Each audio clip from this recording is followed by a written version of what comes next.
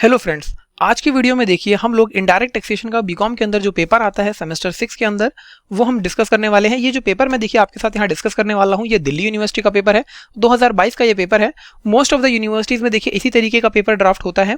ठीक है, तो आप इसको रेफर कर सकते हैं और देख सकते हैं कि किस तरीके से एग्जामिनर आपसे पेपर पूछ रहा है। तो इनडायरेक्ट टैक्स के अंदर आपका जीएसटी और कस्टम लॉ आता है, तो इन दोनों के ऊपर ये बेस्ड पेपर है।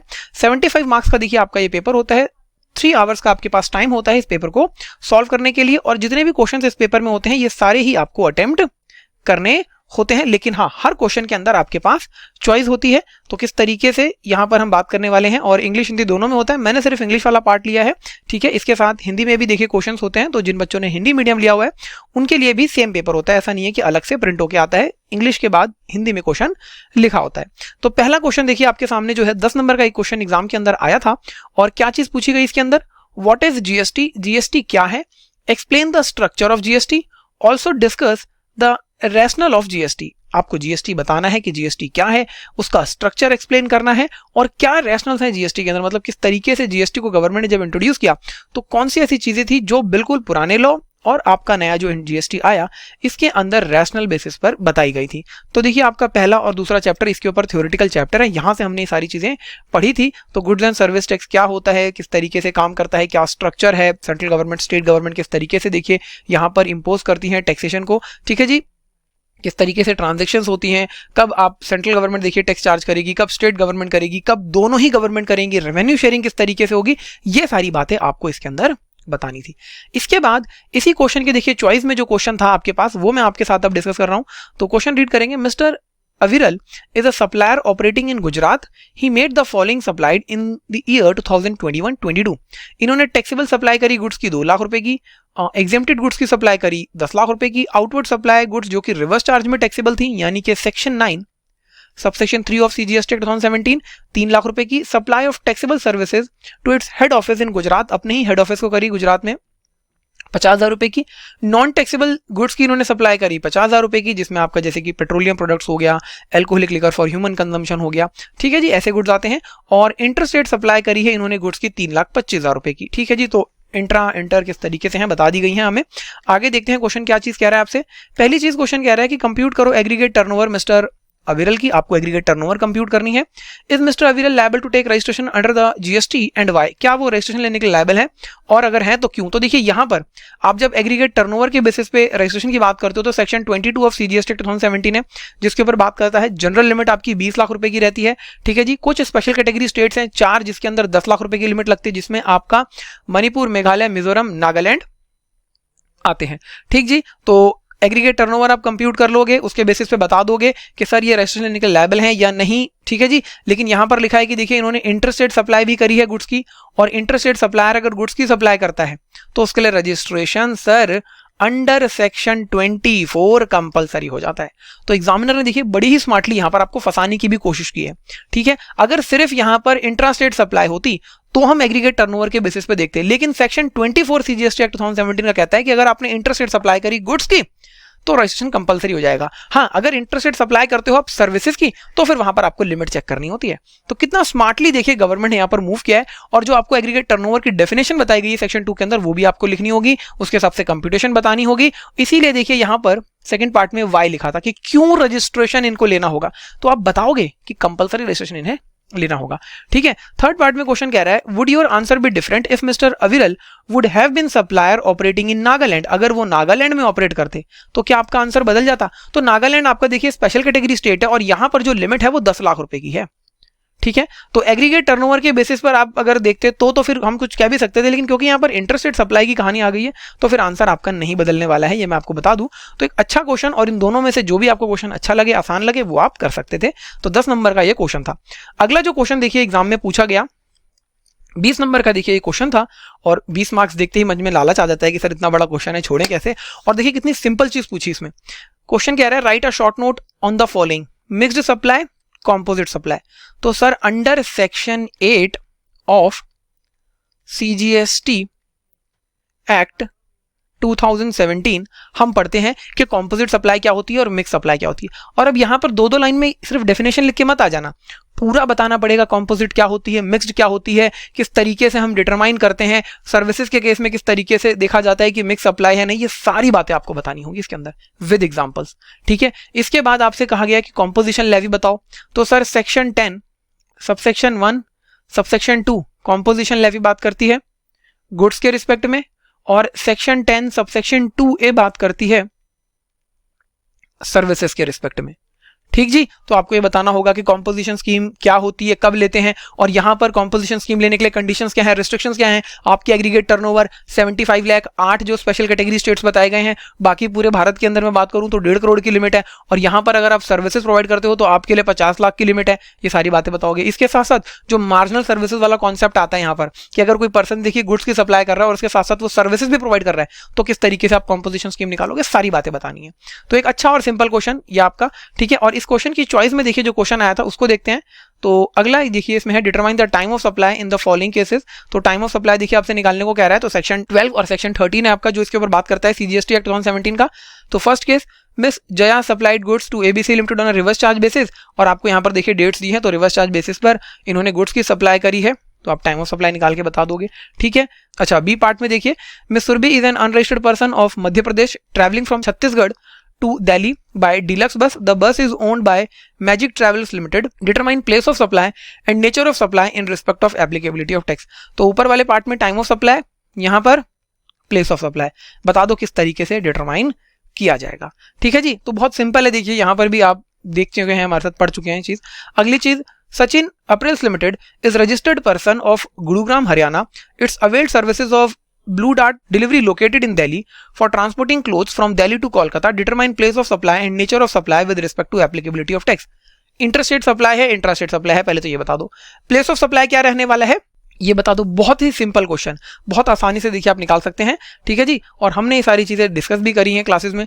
अगली चीज जो अगला क्वेश्चन है आपका, देखिए question number 3, compute the amount of input tax credit admissible to Prakash limited a registered person in Delhi in respect of goods procured in the month of May 2022। आपको बताना है कितना उनके पास एडमिसिबल क्रेडिट है। सेक्शन 16, सेक्शन 17 और सेक्शन 18 की reference देते हुए आप देखिए इस आंसर को करने वाले हैं।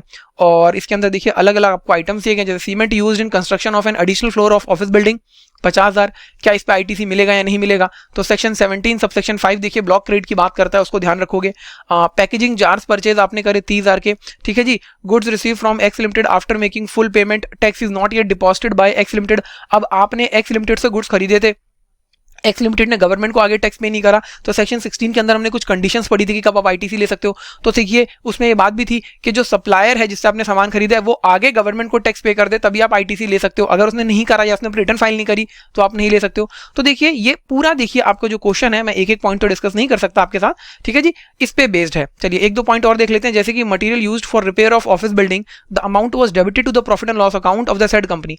तो देखिए वर्क कॉन्ट्रैक्ट की सर्विसेज में ये आपका फिर से ऊपर वाला ही पॉइंट आ गया। सेक्शन 17 सबसेक्शन 5 इसके ऊपर बात करता है, जहां हमने क्लियरली देखा था अगर आप देखिए रिपेयर एंड मेंटेनेंस का खर्चा पीएनएल की डेबिट साइड में दिखा रहे हो, दैट मींस आप कैपिटलाइज नहीं कर रहे हो, उसके ऊपर आप ITC क्लेम कर सकते हो। क्योंकि अगर आपने कैपिटलाइज कर लिया सर, तो उस सिचुएशन में तो आप उसके ऊपर डेप्रिसिएशन क्लेम करोगे इनकम टैक्स एक्ट में सेक्शन 32 के अंदर। तो गवर्नमेंट दो जगह आपको बेनिफिट नहीं देती है। ठीक है जी, स्टेशनरी आपने परचेज करी 6,000 रुपए की, goods received for used making taxable goods, तो यहाँ पर ITC आप क्लेम कर सकते हो। मोटर व्हीकल आपने देखिए परचेज करी है जिसकी सीटिंग कैपेसिटी 14 है, ट्रांसपोर्टेशन ऑफ एम्प्लॉय की, तो सर 13% से ज्यादा है अगर सीटिंग कैपेसिटी किसी मोटर व्हीकल की आपने परचेज करी है, तो आप ITC उस पर क्लेम कर सकते हो, चाहे किसी भी पर्पस के लिए हो वो। ठीक है, soft drinks to be used in a canteen 25,000 रुपए। तो यहाँ पर देखिए ब्लॉक क्रेडिट का कॉन्सेप्ट आपको याद है कि कैंटीन की सर्विसेज में किस तरीके से मिलता है। सारी चीजें मैं आपको नहीं बताऊंगा, कुछ चीजें आपको कॉन्सेप्ट क्लासेस में भी देखनी होंगी। ठीक है, इस क्वेश्चन का बी पार्ट देखिए, explain the provision with respect to reverse charge mechanism in case of services. अब देखिए 10 नंबर में सिर्फ आपसे पूछ लिया प्रोविजन बताओ, तो यानी कि सेक्शन 9 सबसेक्शन 3 की रेफरेंस देते हुए जितनी भी आपने 14-16 सर्विसेज हमारे साथ पढ़ी थी कि रिवर्स चार्ज लगेगा, जैसे GTA वाली सर्विसेज थी, गुड्स ट्रांसपोर्ट एजेंसी के साथ साथ आपने रेंटिंग ऑफ मोटर व्हीकल की सर्विस पढ़ी थी। ठीक है, किस तरीके से बाकी सर्विसेज आती हैं आपकी जहां पर गवर्नमेंट प्रोवाइड कर रही है, गवर्नमेंट को प्रोवाइड की जा रही है, रिवर्स चार्ज जहां जहां लग रहा था वो सारी सर्विसेज आपको यहाँ पर देखिए विद एग्जांपल बतानी हो, क्योंकि 10 नंबर आपको ऐसे ही नहीं देगा एग्जामिनर। इसके साथ इसकी चॉइस में जो क्वेश्चन था देखिए वो क्या कह रहा है, specify which of the following activities transaction fall under reverse charge mechanism और फॉरवर्ड चार्ज मैकेनिज्म। आपको बताना है कि कौन सी ट्रांजेक्शन इसमें रिवर्स चार्ज की हैं, कौन सी फॉरवर्ड चार्ज की हैं। तो सेक्शन 9 सब सेक्शन 3 की रेफरेंस देते हुए आप हर एक देखिए ट्रांजेक्शन बताओगे, और ऐसा नहीं है सिर्फ आंसर लिख दोगे सर ये आरसीएम में है, ये फॉरवर्ड चार्ज में, नहीं, प्रॉपर एक्सप्लेन करोगे प्रोविजंस के साथ, फिर फैक्ट लिखोगे, फिर कंक्लूजन दोगे, तभी आपको मार्क्स मिलेंगे। तो देखिए यहां पर आपको ये कुछ 10 ट्रांजैक्शंस दी थी और इन सभी का आपको बताना था। इसके साथ साथ बी पार्ट क्वेश्चन का what are the conditions to be fulfilled for availing input tax credit, तो सर यहां पर आपको पूरा अंडर सेक्शन 16 हमारा जो सीजीएसटी एक्ट 2017 है पूरा सेक्शन बता देना था कि कौन कौन सी कंडीशंस हैं। आईटीसी आप अगर लेना चाहते हो टैक्स पेइंग डॉक्यूमेंट होना चाहिए, जो सप्लायर है वो टैक्स की पेमेंट कर दे, रिटर्न फाइल कर दे, आपने उसको पेमेंट कर दी हो, किसी भी तरह की कोई डिफॉल्ट ना हो, सारी बातें आप बताओगे। ठीक जी। बात करें अगर क्वेश्चन नंबर 4 की, तो यहां पर आपसे शॉर्ट नोट पूछा जा रहा है और क्वेश्चन देखिए 7.5 और 15 नंबर का टोटल क्वेश्चन है, मतलब जो एक पार्ट है वो 7.5 नंबर का है। ठीक है, तो टैक्स इनवॉइस के बारे में बताना है। अब जब टैक्स इनवॉइस इन्होंने लिख दिया और 7.5 नंबर लिखे हैं यहाँ पर, तो टैक्स इनवॉइस क्या होता है, कमर्शियल डॉक्यूमेंट होता है। ठीक है, अब टैक्स इनवॉइस में ई इनवॉइसिंग भी आ जाएगा आपका, तो सारी चीजें आप बताओगे कब तक इशू करना है, कब तक नहीं करना। और यहां पर भी देखिए आप अंडर सेक्शन 31 जो रेफरेंस दी जाती है कि टाइम लिमिट क्या होती है इनवॉइस इशू करने की, वो सारी बातें भी लिखकर दोगे। ठीक है, इसके बाद अगली चीज पूछी गई है इलेक्ट्रॉनिक क्रेडिट लेजर बताओ।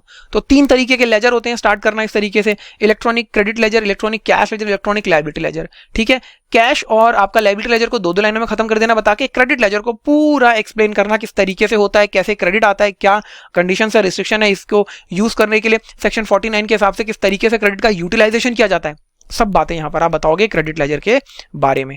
ठीक जी। इसके बाद जो चॉइस में यहां पर क्वेश्चन था आपके पास वो था what are the different types of offences under GST, explain the provisions pertaining to penalties regarding these offences. तो कौन कौन से ऑफेंसेस हैं जो जीएसटी के अंदर देखिए बताए गए हैं और उन ऑफेंसेस के रिस्पेक्ट में क्या पेनल्टीज हैं वो बतानी है। तो सर रिटर्न फाइल नहीं कर रहे हो, रजिस्ट्रेशन लेना था नहीं ले रहे हो, ठीक है जी, आप एंटी प्रॉफिटेरिंग करते हो, सारी बातें आप बता दोगे यहाँ पर। ठीक है जी, क्योंकि ऐसे ही आपको 15 नंबर एग्जामिनर नहीं देने वाला। तो ऊपर वाले क्वेश्चन के कंपैरिजन में ये वाला क्वेश्चन थोड़ा टेक्निकल है, क्योंकि यहाँ पर आपको काफी सारी चीजें लिखनी होंगी और वहां पर 2 पॉइंट्स के अंदर क्वेश्चन है, तो आप आसानी से मार्क्स स्कोर कर सकते हैं। और इस चीज का भी ध्यान रखना, जब आप पेपर देते हो तो क्वेश्चन को इस तरीके से सिलेक्ट करो कि आप आसानी से स्कोर कर सको। ठीक है, तो ये जो क्वेश्चन है देखिए ये आपका कस्टम एक्ट से पूछा जा रहा है और यहाँ पर भी आपसे नोट्स मांगे गए हैं, बैगेज का मतलब क्या होता है और इंडियन टेरिटोरियल वाटर्स का मतलब क्या होता है। तो सर यहां पर पूरी कहानी बताना कि 12 नॉटिकल माइल्स तक क्या होता है, फिर अगले 12 नॉटिकल माइल्स क्या होता है, फिर 200 नॉटिकल माइल्स तक का एरिया हमारा होता है, उसके बाद हाई सी आता है। तो सारी बातें आप बताओगे इंडियन टेरिटोरियल वाटर्स के रिस्पेक्ट में, कब इंपोर्ट शुरू होता है, कब एक्सपोर्ट होता है, इसकी भी रेफरेंस आप यहां पर दे देंगे, जो कि कस्टम एक्ट में हमने पढ़ी थी और जीएसटी में भी चार्ज अंडर जीएसटी चैप्टर में हमने देखी थी। अगली चीज इस क्वेश्चन में बी पार्ट में क्या पूछी गई, रीड कर लेते हैं। कह रहे प्रोडक्ट एक्स है जो कि इंपोर्ट किया गया बाय एयर और कॉस्ट इंश्योरेंस और फ्रेट जो आपका आया देखिए वो $1,00,000 आया, फ्रेट 5,000 का खर्चा है, इंश्योरेंस पे 4,000 का है जो कि पे किया गया। ठीक है जी, banker realise the payment from importer at the exchange rate of 74 rupees per dollar on the same day central board of indirect taxes and custom notify the exchange rate $73 find the assessable value of the product for the purpose of levying duty। तो बहुत ही important question है, rule 10 हम इसके अंदर पढ़ते हैं sir, और यहां पर वैल्यूएशन की बात की जा रही है कि किस तरीके से वैल्यूएशन हम करेंगे। ठीक है, तो एक अच्छा क्वेश्चन और वैल्यूएशन जो चैप्टर है देखिए वो काफी इंपॉर्टेंट है, जैसे कि आपका जीएसटी में आईटीसी इंपॉर्टेंट है, कस्टम में उसी तरीके से वैल्यूएशन इंपॉर्टेंट है। इसके बाद देखिए जो आपका इसके चॉइस में क्वेश्चन था वो था explain the following type of duties levied under the custom law. तो एंटी डंपिंग ड्यूटी और सेफगार्ड ड्यूटी क्या होती है बता दो। तो ये दोनों ही ड्यूटीज देखिए गवर्नमेंट कब लगाती है, जब गवर्नमेंट को अपने देश के अंदर डोमेस्टिक जो मैन्युफैक्चरर है, प्रोड्यूसर है, उनको बचाना होता है। एंटी डंपिंग ड्यूटी के अंदर क्या होता है, देखिए जिस देश से सामान आ रहा है उस देश में जिस प्राइस पे वो बिक रहा है, हमारे देश में उससे कम पे बेच रहे हैं। सपोज अमेरिका से आ रहा है, अमेरिका में बिक रहा है $100 का, यहां पर वो $80 में अवेलेबल करवा रहे हैं। ठीक है, तो वो क्या कर रहे हैं, डंपिंग कर रहे हैं, और इस डंपिंग को रोकने के लिए गवर्नमेंट एंटी डंपिंग ड्यूटी लगा देती है।